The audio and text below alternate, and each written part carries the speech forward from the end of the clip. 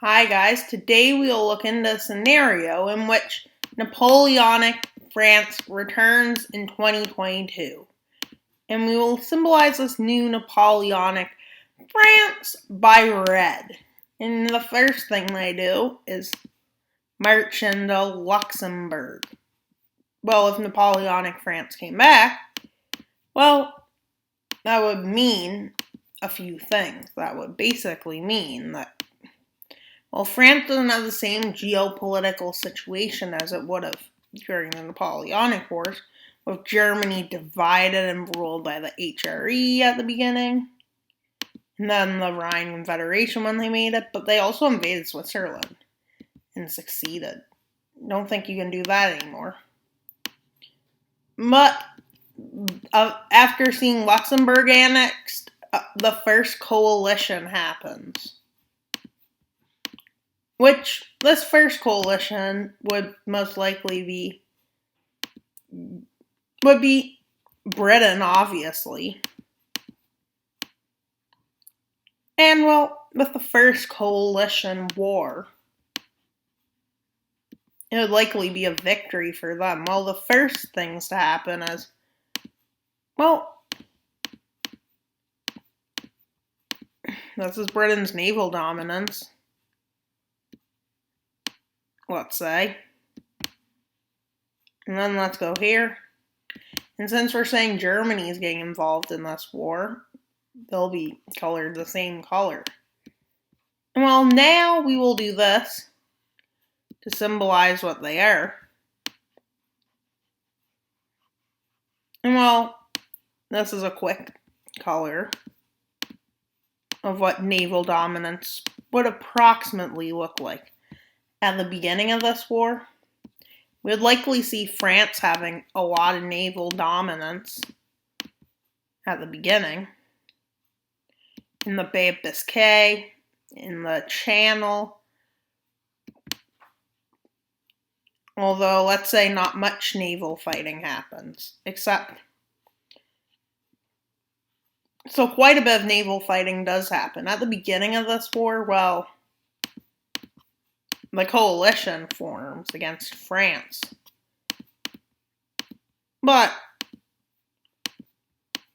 this new Napoleonic France does have allies. Obviously they do. In the beginning, they'll have Spain. Because what else would Spain do, honestly? Yeah, that's good, Spain. And well, then we'll have Portugal on their joining, because obviously with Spain, you need Portugal. And well, why didn't I color in the Azov Islands? Wait, no, those aren't the Azov. What are those islands? I don't even know what they're called. Yeah. And well, they somehow occupy all the Bay of Biscay. This is not accurate of a depiction, but let's see. I'd say Napoleonic France would have global impacts. Just think of it, when Napoleon, there wasn't as much to fight over. There was Canada, but they didn't have anything in there. America was neutral, technically. At the beginning, well, the war goes pretty well for Britain, for the first coalition, but as we know, does it last? No, because it wouldn't be really a second Napoleonic France if that didn't happen. And they almost take out their full fleet in the north, failing. Meanwhile, in Portugal, they start pushing down their coast. And well, in this one, you're going to see a lot of details over the first one.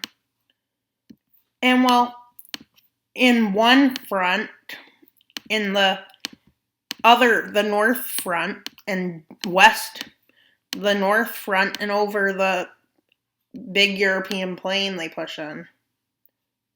Well, Germany pushes into the area and Luxembourg is liberated. But meanwhile, with this success, they were not really focusing on Portugal. and Portugal's coast gets encircled, and they get pushed back.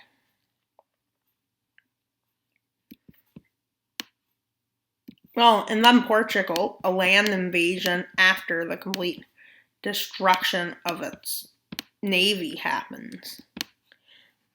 Well, they push across.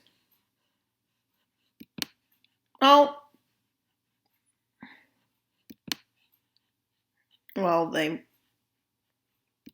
move troops from that front to their main front they're fighting on. And not long after, Britain gets kicked off mainland Europe. And then pushes towards Germany happen, with France being completely successful, pushing all the way to the border, across the border into Germany, as well as kicking them out. And then they push up here, into the Netherlands, towards the Rhine and the Netherlands, and across. And they completely take out Belgium, and their navy they start working with to cut Britain away from them, which this goes to complete success. And they don't get any further because Britain rules waves. Britannica rules waves, yeah. And this happens. And they start pushing up into the Netherlands. But luckily, there's a peace treaty. It's known as the Treaty of Rotterdam, which is good for France. Just to get proper border, I'm going to first draw the Rhineland.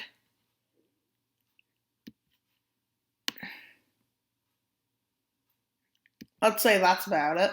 It kind of looks a bit big up there. I think it ends like there. But let's say that. And they also annex those lands, which is about half of Baden-Württemberg.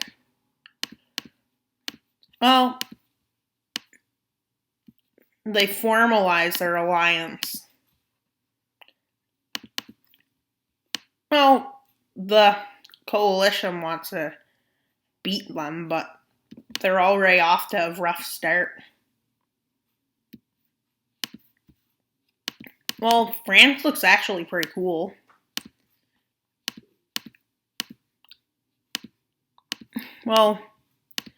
Spain kind of forms Iberia. Sad if you're Portugal, that is.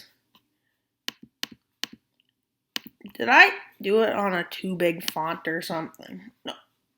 Oh, it worked. I think I did this on a too big font.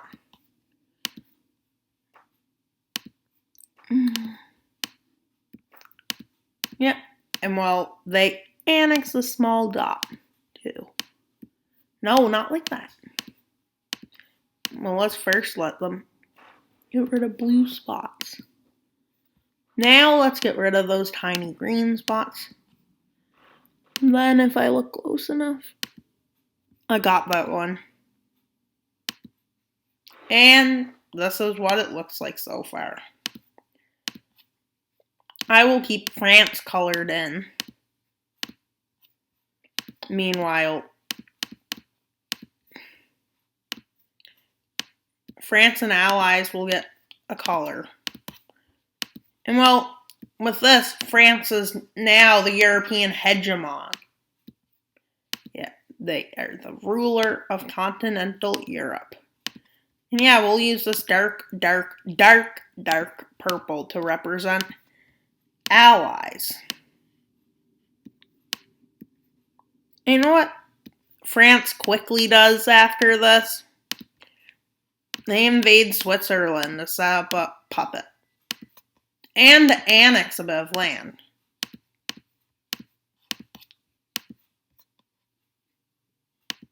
Which is a success. But a slow success. They underestimated the terrain, this new Neopolionic France. And this would be a big threat if they're successful. to the peace and stability of Europe. But they continue their advance.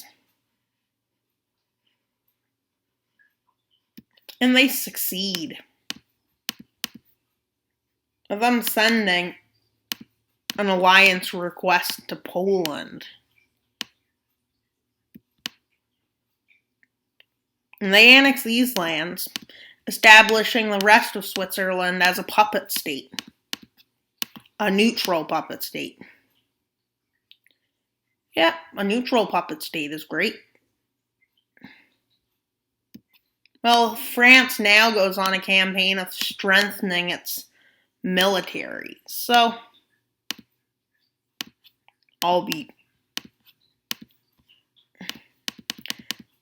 well, right now, after their alliance request is accepted by Poland, and they then rename it to the Paris Pact. And well, we have Austria, looks like a possible next target. And while they expand their military, Italy gets attacked. Which the coalition dislikes. And they end up at war, and a second coalition has been formed. And I prepared for this. That's why they had troops secretly stationed in the north of their new Neopolionic France. But would they be this successful if they reformed this nation? Probably not this successful. They push into Italy quickly. Meanwhile, they enter Germany and the Netherlands, quickly taking dominance over the Netherlands. And well, not long after this, they enter a naval contest with Britain. They push this way. While the British Navy is trying to cut them off, so they go this way. But it's a race to see who can cut who off first. But the British Navy still trying, continues. But as I see this like an unnecessarily expansion, meanwhile France does this, so it's easier to get goods. So, but Britain lost this as their navy gets kicked back. And well, their navy got kicked out. Well, their navy in the north does pretty well, the French, moving north, and into Italy's territorial waters. And we'll all be ruins. Germany's navy in ruins, and Britain falling back. Well, Poland seizes the opportunity and starts a push against Germany. But Germany's defensive army, is that even a thing? Military dudes who watch this. And they push into Poland, saying it's a threat to their security. But really, does anybody want to lose Poland? No. Does Poland want to lose to anyone? No. Well, Germany attempts an advance into France, crossing enemy lines. But under heavy fire, they're kind of in trouble. Their troops weren't prepared enough, and France basically pushes it back. Hey, it kind of looks like the Battle of the Bulge. Well, an encirclement is made, and they're pushed back. With Germany's west front in shambles, the east front does not seem to go good. And they're starting to get some old Prussia borders, yeah. And they get pushed back out of Poland, with Polish forces crossing into Germany, most of which at a very slow speed, mostly because they're right on Berlin. And they cross in, they head towards Berlin. This allows a breakthrough, with France breaking through, pushing deep into Germany. Well, meanwhile, Italy, they make a naval landing there and they start pushing across. With a south front being success on, well, this is what happens. They start falling, and then these troops are encircled and kicked out. The troops on this island, many landings are carried out, one on like every corner of this island, and they collectively do this. Team up. And well, after this team up, they're pushed back. And well, I'll be right back. Being pushed back, including Italy, Italy's navy, and Germany. Well, after this major pushback, Berlin is completely encircled. And while Poland advances almost all of East Germany, almost all, because East Germany goes to there. Yeah, you didn't see a line because they didn't draw a line. With Italy being split in two, a naval landing being carried out, splitting it in three. What, do you think it can get worse? Split in four.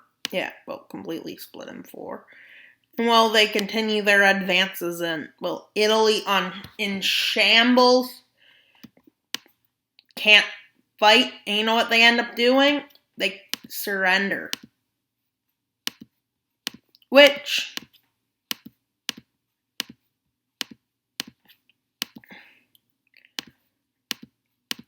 and while France takes over all their naval area, that's not needed. And Germany's navy is sunk to the bottom of the sea. Pretty great. Well, Germany's in trouble. With Germany falling back on two fronts and forces headed in, Berlin falls. Poland pushes in further. Germany gets split in two. Germany is in trouble. Well, Germany comes to the realization that why would they continue fighting? With peace being established, Britain leaves the war.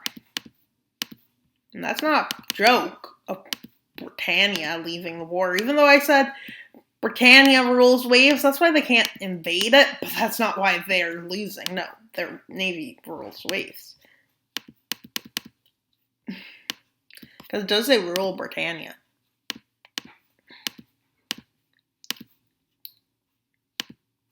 Well, Germany is embarrassed completely and angry at this loss. Well, this is the Second Coalition War.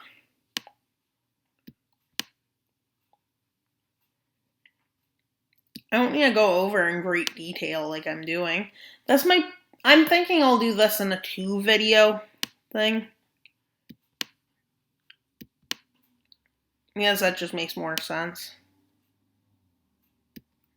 With Switzerland getting some land, they annex some land, and they annex some land here. Well, France has a big chunk annexed into their empire. But the Third Coalition War is very close. I'm not rushing enough, so this is definitely going to be a 2-period video. There might not be 13 coalitions. I think there was 13 in the First Napoleonic War. But that's not necessary to go over. Well, it is. But I think I'm only getting to 1 more coalition. Because I'm not making good best time, am I? Well, it's not like my first video. It wasn't so good. But that was the first video ever I started somewhere. Well, considering I had 0 subscribers then, just look, 46. Like, that's good. Well, I guess some will rise to like 1 million in a year, but ever I meant to do that. Well, they're put into a pickle. Germany is. Basically in a state that if it loses in the next coalition war, it's screwed. To becoming a puppet. And look at Poland. Like, Poland's just like, land. And well, France is happy. But that's all about to change. Britain bombs, and I mean bombs, Denmark. Yeah, they're not at war, but they're blue. Because, well, they look like they're at war, but they're not. Which is with Denmark declaring war on Britain, along with their allies of France, Poland, and Spain, who they made good relations with. You know who's didn't make good relations? Russia's relations have completely deteriorated. But Germany is forced into this war. You know who else gets forced in? Austria. You know who else gets forced in? Italy. You want to know who else gets forced in? Well, Turkey. Because in this coalition war, guess who gets involved? Their best friend. No. You actually thought I was serious. Yeah. Greece joins. And Serbia joins. Bulgaria stays neutral for the time being. Because it doesn't know who will win. But then it realizes, yeah, it's obviously going to be France. Which the Balkans kind of blow up a bit. But this is all it blows up too. Well, now we have Russia and Ukraine. Well, guess who gets involved? Russia. Not on the side of France, no. No. But against France with their ally Belarus, which leads to Ukraine joining. Why is only France red? Because their allies need to be that color. Coalition begins. But Germany was only forced to be involved, so they're kind of screwed. And I don't say that lightly because look at Germany. Do you think anybody's going to save Germany? No. They cross across. Germany split in two. They push even further in. Kaliningrad destroyed. Ukraine destroyed. What? And well, you know who takes advantage of this destroyed nation? Yeah, somebody who gets to there so quick. But this is assuming it never happened in this timeline. Well, their biggest mistake was probably leaving the North. Now, this happens. They get slammed. Because Russia's using all of its armed forces, even crossing from Belarus. Turkey invades Greece. Meanwhile, says, what are you doing, Turkey? And Turkey's like, nothing. Meanwhile, this happens. Boom, boom, boom. With the Greek Navy doing this to Russia's Navy somehow. Well, then again, something has to be weak of them. Well, meanwhile, Ukraine starts a major counteroffensive. And they push them down to there, push them out to here, push them out of this area. Poland sees this as an opportunity. They see it as an opportunity. And all be to show the front lines with Germany. And guess what? Guess who lives? Not Germany.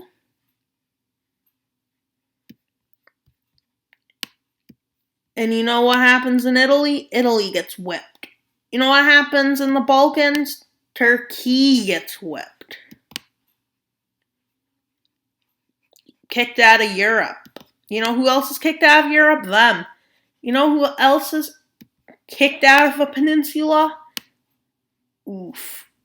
And you know who's even kicked into their territory by a nation 10 places lower than them? Russia is. How? And they push up towards Belgorod, even though they're north of Belgorod, and this happens. Boom, into Belarus. Well, you know where else it goes bad? Here, with a major offensive into Austria. I mean Austria. And look where they get kicked back to. All the way past Vienna. You know who loses their coast? Them. You know who loses their naval dominance? The red team. You know who sues for peace now? The red team. You know who's screwed with this peace treaty? Germany. You know who loses a lot of territory? Germany. You know who split into two French puppets? Germany is. You know who's ate for lunch? Germany. No, I'm kidding about that part.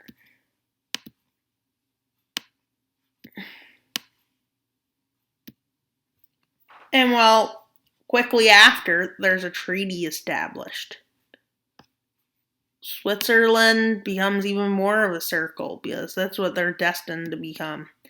Meanwhile, Bavaria gains independence, with France establishing a corridor. And you know who else gets land lost? Germany, who loses this land. And these lands. You know who's forced to pay war reparations? The blue team. You know who joins the French alliance? More nations. You know who they don't like? The blue team. And you know who's on it? Bulgaria. Grecia. No, it's not called Grecia. This happens. And then you know what happens? This happens. You know where the treaty is signed? Off camera.